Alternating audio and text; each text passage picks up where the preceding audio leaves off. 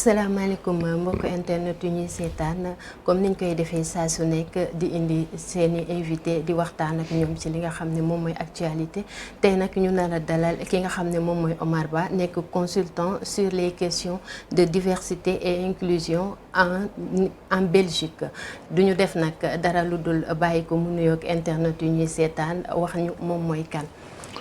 asalaamaaleykum na ngeen def merci pour l'invitation bi man maay Omar Ba.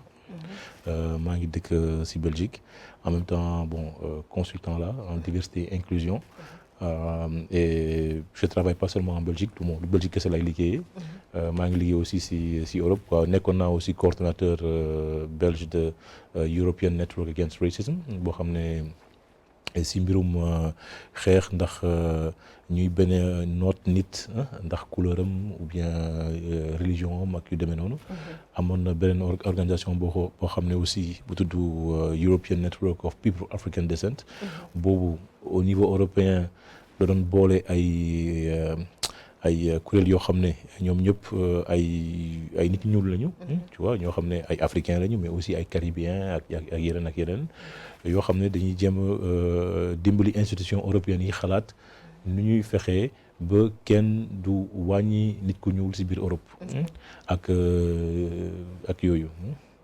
d'accord ci wàllum racisme daal lañu. waaw nga mën a wax ci loolu. effectivement. ok tey jii nii ngeen di xeex loolu nga xam ne moom mooy racisme en Europe. tey ñu gis ne tey jii nii mbiru racisme actuellement dafa def maanaam dañ ko indiwaat dañ ko actualiser waat. ana yéen ban jàngat ngeen am ci loolu noonu wala xeex bi ngeen di xeex est-ce que aboutir na à quelque chose. bien sûr que aboutir na à quelque chose. et aussi pour man beesul peut-être que pour nit ñi nga xam ne dañuy suivre actualité bi peut-être que tey dañuy gis ne en France y a Zemmour ak yenn yi Marine Le Pen ak yooyu ñu yaakaar ne lu bees la mais beesul. xam nga yàgg na am. et soo xoolee aussi par rapport ak situation bi amoon dans les années 80 ak situation bi amoon bu am léegi il y a eu beaucoup d'avancées tu vois exemple en 2019 mars 2019 Union européenne par exemple ki génne na benn directive buy reconnaître ne que nit ñu ñuul ñu nekk Europe ils sont confrontés ak yenn problèmes yi à cause de seen der tu vois par exemple acquisition location kër par rapport ak liggéey bi ñoom la ñuy gën a discriminer ak yeneen léegi nag ñoom ñu teg benn politique boo xam ne pour jéem a lutter contre loolu mooy benn léegi nag par rapport ak racisme bi ngay wax ni tey ñu ngi wax Zemmour mais exemple en Hollande depuis 10 ans ou 15 ans tu as des gens comme Geert Wilders en Angleterre tu as des gens comme Nigel Farage Douglas Murray ak ñoom seen et même le Brexit bi ngay dégg xam nga Brexit par exemple c'était par rapport ak Angleterre nekk membre Union européenne ou bien day génn Union européenne et bu ñu defee recherche la raison pour laquelle Brexit bi am succès c'est parce que campagne Brexit bi yëpp c'était axé sur l'immigration que oui les immigrés par exemple coûtent cher en Angleterre et que si on reste dans suñu toogee ci biir Union européenne immigrés yi dañuy gën a bëri donc ñu bëri surtout ay nit ñoo xam ne qui avaient plus de 30 ans ay nit ñoo xam ne presque ou bien ay màgget ñu voté Brexit parce que dañu bañoon migration seen réew donc pour dire rek impactu genre xalaat yooyu ak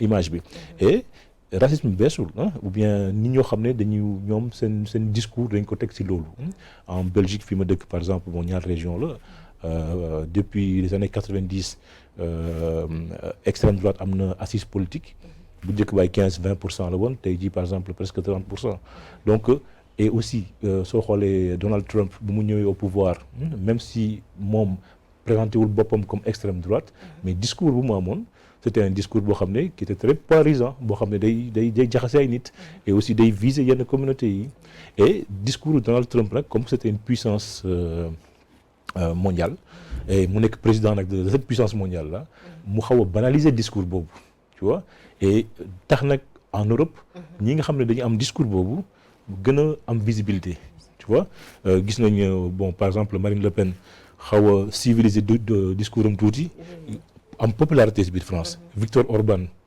Hongrie qui est très très populaire Salvini en Italie qui est très populaire avec des idées anti-immigration, anti-islam ak yu demee noonu. Et dans différents pays européens am nga situation au Danemark tu as même benn parti socialiste boo xam ne buy teg ay politique yoo xam ne anti-immigratoire et même parfois à la limite islamophobe. Pourtant là c'est pas un parti d'extrême droite mais ils appliquent des politiques yoo xam ne parce que idées yooyu léegi ñoo xaw a banaliser ñoo xew. Et Zemmour, Éric Zemmour en France moom tamit il surfe sur cette vague là xam nga et popularité bi mu am c'est pas parce que moom moo indi idée yooyu c'est parce que ñi xalaat idée yooyu ci biir France dañuy yaakaar ne moom mun na leen indil solution par rapport à la migration par rapport ak aussi présence de l'islam en France voilà. Bien sûr. ñuy wax ci li nga xam ne moom mooy sommet France Afrique ana ban jàngat nga am ci loolu nga gis ne dañoo convoiter li nga xam ne moom mooy la jeunesse africaine ak li nga xam ne moom mooy société civile bi. Ban jàngat la am bon d'abord benn opinion rek. à chaud comme ça. Je trouve dommage déjà que muy am ay sommet Afrique France. xam nga dëkk yu bëri Afrique. ak benn dëkk France tu vois et loolu déjà day indiquer benn rapport de force boo xam ne c'est pas inégal tu vois c'est pas égal quoi plutôt et que suñuy xalaat Afrique war ñu ko xalaatee France suñuy xalaat avenir u Afrique fii lañ ko war a xalaatee parce que tey jii par exemple juste un exemple su président Macky Sall jógoon tey ne day inviter la jeunesse waxuma la sax européenne de mais française pour xalaat l'avenir de la France xam nga tout le monde va se poser des questions sur l'utilité de loolu n'est-ce pas mais tey ñun ñëpp on a normalisé le fait que France di convier suñu jeunesse ou bien di convier suñu société civile di xalaat ak ñoom naka la ñu mën a tabaxee Afrique dans l'avenir xam nga naka lañ fi gën a mën a indi démocratie naka lañ fi mën a gën a indi développement ak yooyu tu vois donc loolu déjà gis nga loolu déjà c'est pas très normal mais pourtant nag on a normalisé ça et ça c'est le 28e sommet et encore autre chose boo xam ne pour moi c'est un peu choquant mooy pendant les 27 sommets ay présidents africains lañ doon invité léegi on a mis les présidents africains à côté on a invité la société civile ça veut dire que léegi soxlatuñu sax présidents yi léegi nag on a besoin de la société civile on a besoin de cette jeunesse là xam nga et loolu pour man affront la et man lu may xaar si pour man la question que je me pose mooy dans les jours qui viennent dans les semaines qui viennent est-ce que dina am benn président africain boo xam ne dina émettre opinion am si sommet France Afrique bi dina émettre opinion am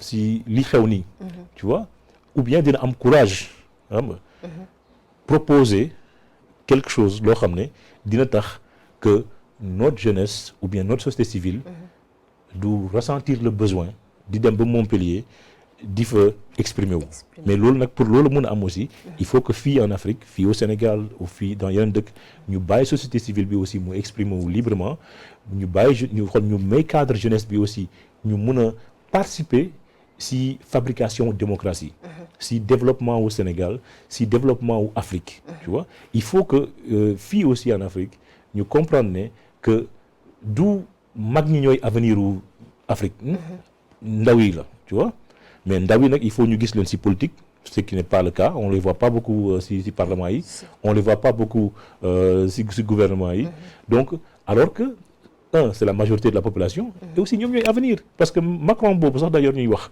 moom ndaw la tu vois ndaw la tu vois jeune la mais alors que am na ay jeunes yu nekk fii yoo xam ne Macron gënal leen compétent mais est-ce que tamit jeunesse boobu revendication bi ñuy revendiquer est-ce que mën na apporter quelque chose aux États africains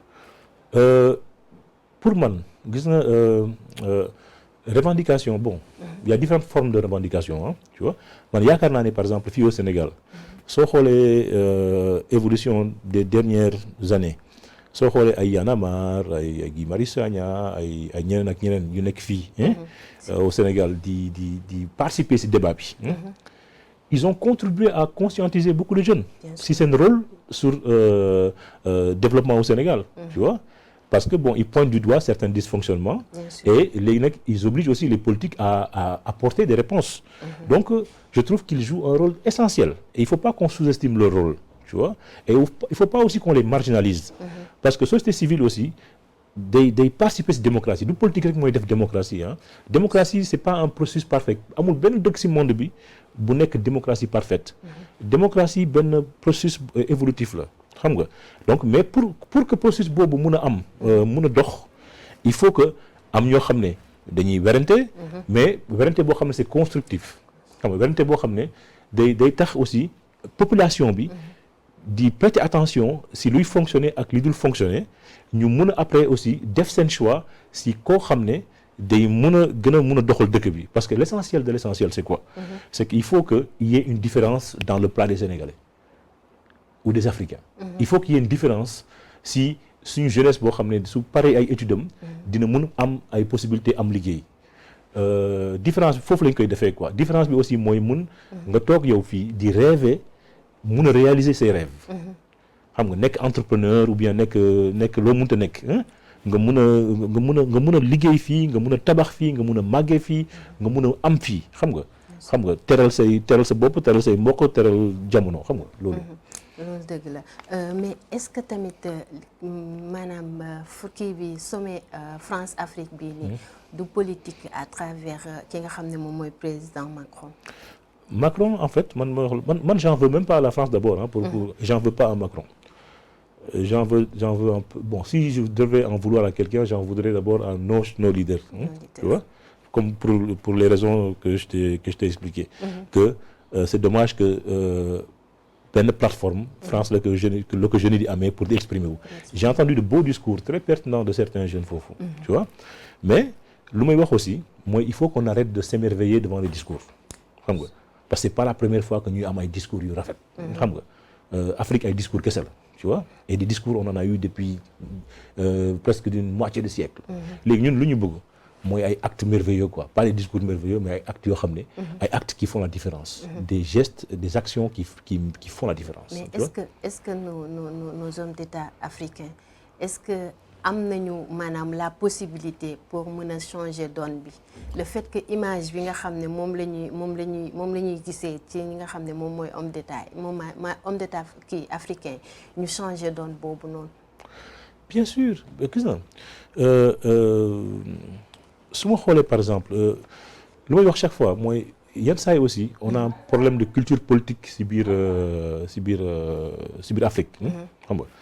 mooy ñun dañuy yaakaar ne chaque fois que il faut qu'on ait un homme providentiel pour mu changer mbir yi donc loolu mu ngi mel ñun dañuy gëm yëfu buur yooyu ba léegi quoi xam nga que politique bi ñun dañuy transposer suñu réalité traditionnelle yooyu mooy buur bu jàmbaaree buur boo xam ne day ñëw changer lépp quoi mais dans ce monde moderne là nag du nit mooy changer mbir yi ba nit kese c'est pas possible ay institutions ñoo koy def tu vois mais par contre nit kii di ñëw nag day ñëw ak ay idées day ñëw ak ay idée former gouvernement am ak ay nit yoo xam ne ils sont compétents mu dugal ci institution boobu lu war li nga xam ne institution yooyu dañuy mën a def seen liggéey donc effectivement mën nañ ko parce que gis nga man je considère que chinois yi européens yi américains yi ils sont pas plus intelligents que nos leaders ils sont pas plus intelligents que suñu intelligentsia fii tu vois mais la seule différence peut-être que seen gëm-gëm si def la différence seen réew loolu mooy différence bi xam nga que sooy def politique warul nekk benn option de carrière warul nekk benn option de mobilité sociale xam nga loo xam ne yow da ngay ne ok su ma defee politique naa ci am xam nga non politique xam lan la dafa war a nekk loo xam ne tu te dis mission la war a nekk mission boo xam ne yow da ngay ne tey naa liggéey nu mu waree ba nga xam ne sama doom du am problème man yi ma am xam nga je vais laisser un héritage loolu moo war a nekk engagement politique léegi peut-être que man léegi nag su may reprocher dara suñu leaders yi en général et naturellement c'est pas tout le monde mais mun naa damay généraliser nii mais que est-ce que ñoom am nañ gëm-gëm boobu suñuy def politique que ñoom ils vont laisser un héritage boo xam ne day tax ñii di ñëwaat après dañuy tabax ci kaw loolu après ñu am espoir def la différence donc man oui suñu leaders yi mun nañ def la différence suñ ko bëggee réellement s'ils veulent réellement. Et loolu c'est une question de détermination, d'intégrité, xam nga, ak gëm-gëm quoi, vision surtout. Et xam ne aussi que il faut qu'on arrête de faire la politique boo xam ne on fait le culte de la personnalité. Il faut que ñu toog tabax ay institutions yu dëgër. xam nga ay institutions yoo xam ne dañuy transcender les personnes. Tu vois. Et loolu nag loolu laa gëm. D'accord loolu lañ gëm donc tey nga gis fii au Sénégal jamono yi ñu génn yëpp ñu ngi wax ci li nga xam ne moom mooy passeport diplomatique lëmbe actuellement def actualité fii nga xam ne moom mooy au niveau du Sénégal. Est-ce que maanaam le trafic des passeports diplomatiques bi nga xam ne image du Sénégal mu ngi ciy commencé yàqu est-ce que tey jii image boobu noonu mënuñoo ut benn solution boo xam ne dinañ ko mën a def le fait que image boobu mën a bañ a yàqu fi nga xam ne moom mooy à l'étranger. waaw loolu xam nga en fait pour man cette question passée bi c'est lié à cette question là aussi. lu may wax tout le temps rek mooy ça veut dire que soo gëmee ces institutions que respecter ces institutions aussi. doo bàyyi aussi ñuy foowee ces institutions. Et un passeport diplomatique quoi ci institution bi aussi la bokk. tu vois c'est pas n'importe quoi et ça devrait pas être n'importe quoi. Et pas pris à la légère surtout. Donc il est bon lu waroon mooy ñu définir ay critères yu clair si koo xam ne kan moo war a am passeport diplomatique. te passeport diplomatique warul nekk rek benn nit rek bu décidé tey rek ne kii dem koy jox passeport diplomatique rek mu jox ko comme ça. tu vois loolu da ngay comparer loolu ak yeneen réew. tu vois. Et moi je pense pas par exemple que bon même si parfois on le fait pour faciliter le voyage de certaines personnes et tout ça.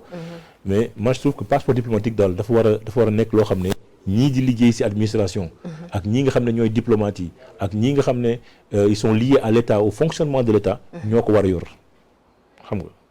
Et loolu noonu rek la waroon demee tu vois. Et loolu nag su demoon noonu aussi. peut-être que coow bi du am fii tey tu vois. que ay n'importe quel individu rek mën a disposer d'un passeport diplomatique c'est dommage tu vois.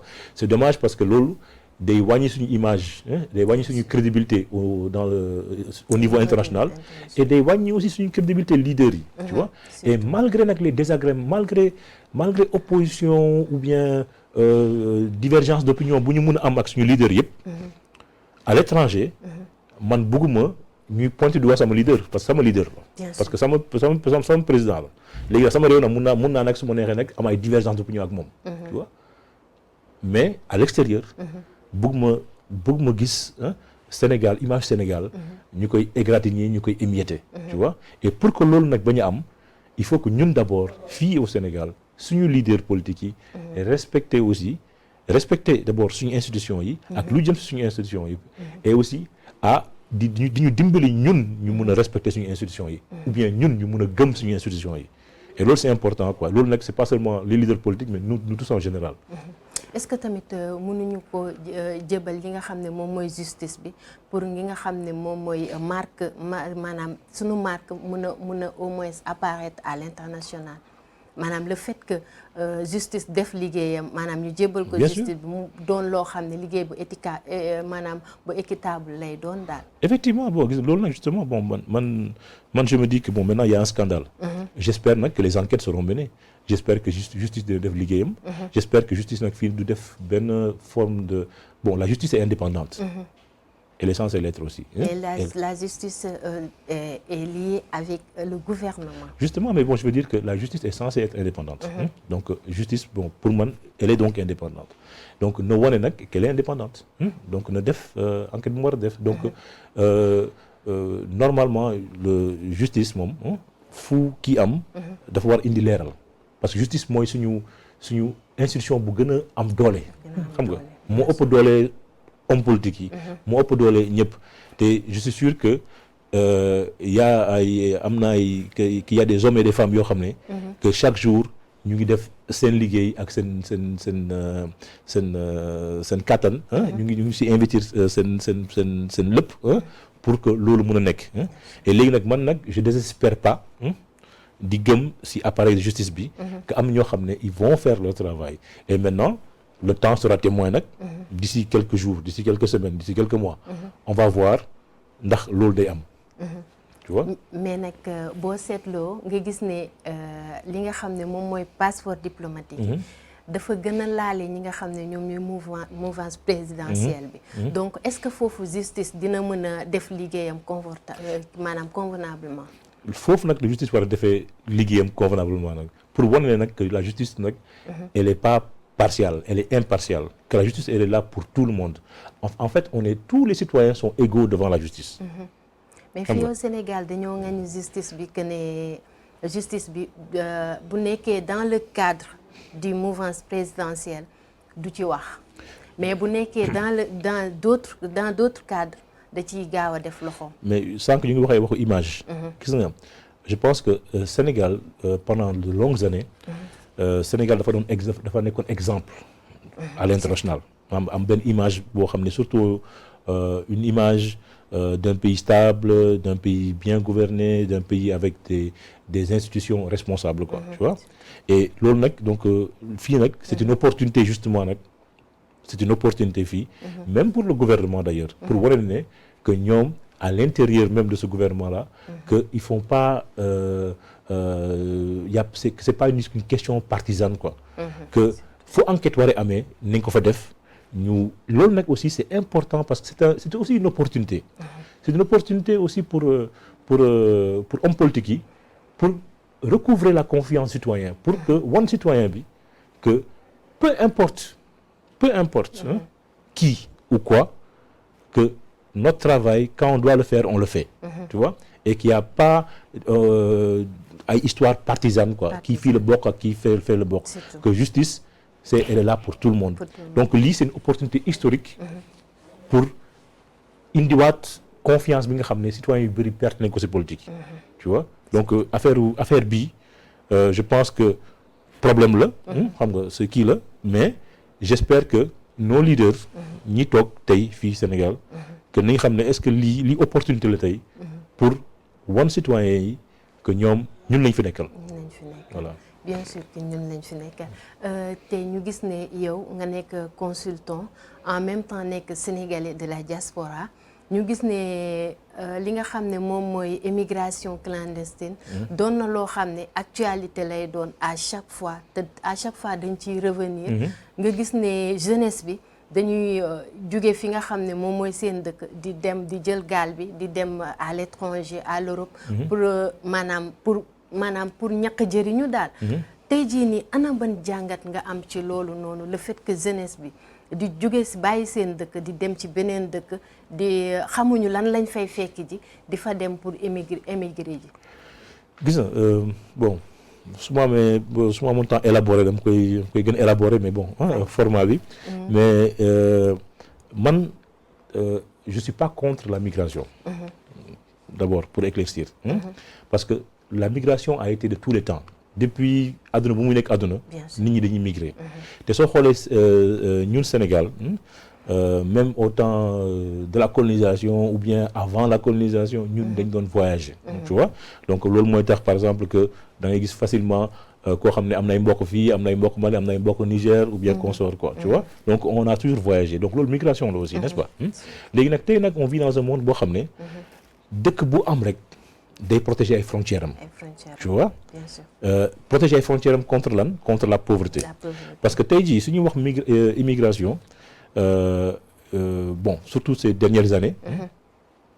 bëgguñu ay pauvres ñëw fu ñu mënta jógee. tu vois parce que tey soo nekkoon benn cheikh arabe. bu am ay pétrodollars yu bëri.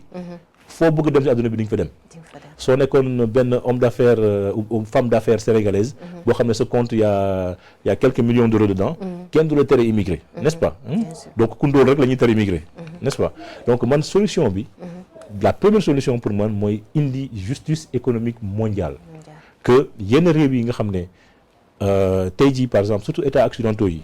surtout états européens yi par rapport ak seen relation ak Afrique.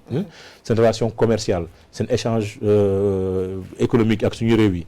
ñu gën ci def justice permettre suñu réew yi aussi am émerger au niveau économique. tu vois parce que tey jii Afrique su émerger woon économiquement. tu vois kenn du wax ay waxu migration dañuy wax ay waxu échange. et man je suis convaincu benn affaire que il est pas normal qu'on vive dans un monde boo xam ne. un jeune américain.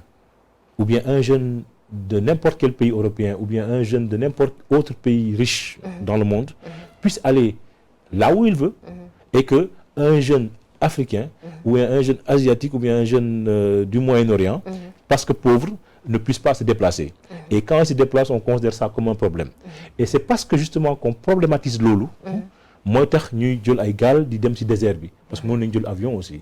te man benn affaire nag aussi bëgg naa mu clair, je décourage absolument et je suis contre absolument ñii di jël gaal ak ñii di jël yoon désert bi. parce que yoon désert bi xaru la. gis naa ay xale yu bëri yoo xam ne même suñu jëlee gaal bi suñu ñëwee suñu yeggee fële dañuy traumatisé wu ba nga xam ne am ñoo xam ne ñu bëri dañuy dof am ñoo xam ne pour calmer seen traumatisme dañuy jël yenn substances yi parce que doo nekkati tu vois donc yoon boobu suicide la même su nekkee sax tu survis soo yeggee xottu nit ngay doon donc loolu moom je décourage absolument la jeunesse bu leen def loolu bu leen jël yoonu gaal gi bu leen jël yoonu désert bi tu vois loolu moom c'est pas la façon de le kii. D'accord tey jii nii état bu loon jël ay matuwaay yan matuwaay la mën a jël ngir jeunesse boobu noonu tey jii nii ñu bañ a tee jóge seen dëkk ngir dem beneen dëkk. créer opportunité seen réew justement lu ñuy wax sànq créer opportunité seen réew permettre seen jeunesse di mun a am ay perspectives fii permettre seen jeunesse aussi di mun a rêver fii sànq ñu ngi koy wax tu vois permettre aussi développer réew mi gis na développer réew mi c'est pas seulement benn option peut-être oui non obligation morale la xam nga obligation morale comme gis na soo nekkee un père de famille nga am sa famille sa ay doom yu ndaw xam nga c'est une obligation morale au moins nga jox leen le minimum ñu mën a lekk ba suur ñu mën a tëdd fu baax donc loolu presque obligation morale la et noonu aussi la nekk obligation morale pour nos chefs d'État et pas seulement chefs d'État mais pour nos gouvernements pour tous nos hommes politiques pour ñëpp ñi nga xam ne ñu ngi affaire yow ci développement Sénégal que ñu développer réew mi parce que réew mi suñ koy appauvrir non seulement suñu jeunesse bi day jël option yooyu ay Barça ou Barsaq ou bien yoon désert bi mais aussi loolu day tax suñu société yi yàqu parce que pauvreté en fait c'est yu muy indi ci ay problème dafa bëri day indi ay dégradation des valeurs xam mooy tax day wàññi dignité nit ak yooyu donc man maa ngi ñaan politiciens aussi li ñu doon wax sànq mooy seen engagement politique na doon benn mission et cette mission aussi ne dépasse seen personne ne dépasse seen intérêt na doon mission boo xam ne c'est pour l'avenir quoi c'est pour permettre à suñu doom yi tey jii ñuy bañ a di suicider wu comme ça xam nga di jël la mer ou le désert ou bien di ñàkk espoir ci seen réew que ce soit le Sénégal ou bien que ce soit au niveau africain fii ça doit être un paradis et paradis boobu nag pour mu mun am te mën na nekk si l'engagement est vrai et pur xam nga et loolu aussi maa ngi si def sax appel suñu comment dire suñu chefs religieux yi ñu gën si waxtaan ak suñu politiciens yi quoi ñu gën leen encourager intègre xam nga et je pense que suñu chefs religieux yi am nañ autorité boo xam ne mun nañ créer benn cadre aussi boo xam ne que faire comprendre à nos hommes politiques que obligation morale la ñu développer suñu réew obligation morale la ñu changer situation bi parce que il n'est plus possible que 50 ans ou 60 ans après les indépendances que ñu nekk fii di wax les mêmes discussions le développement xam nga développement dafa waratul nekk projet dafa war a nekk benn réalité xam nga et tey jii xam lu ñu war a wax ay waxu concurrencer Chine ay waxu concurrencer Union européenne ay waxu concurrencer yeneen entités yi ou bien coopérer ak ñoom parce qu'on peut pas vivre isolé moom mais concurrencer d'égal à égal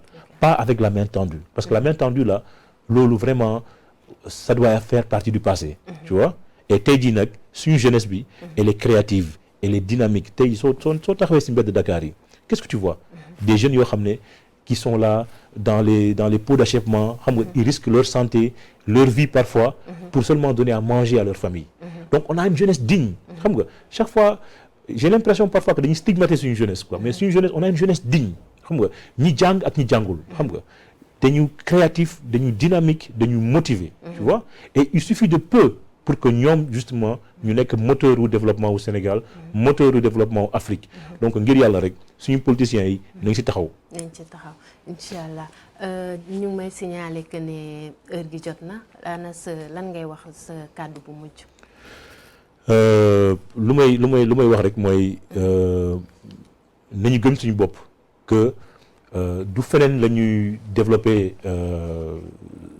comment dire du France du États-Unis mooy indi changement au Sénégal ou Afrique xam nga changement bi fii la te la richesse qu'on a la plus grosse richesse qu'on a c'est pas le pétrole c'est pas le diamant c'est pas l'or ñun la tu vois suñu jeunesse surtout donc nañu investir si suñu jeunesse investir si suñu bopp gëm suñu bopp xam ne nag ñun suñ ko deful kenn duñu ko defal.